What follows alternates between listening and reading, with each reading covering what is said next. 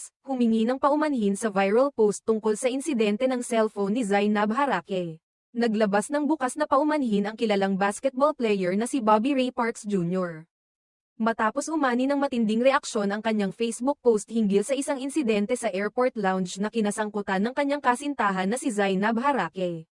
Sa naunang post ni Parks sa social media, kanyang idinetalye ang umano'y halos pagkanakaw ng cellphone ni Zainab habang sila ay nasa Mabuhay Lounge ng Terminal 1 sa Ninoy Aquino International Airport.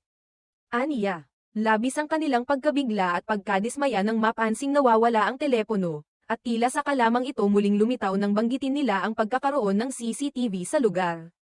Can't believe my wife's cellphone almost got stolen at the Mabuhay Lounge at Terminal 1.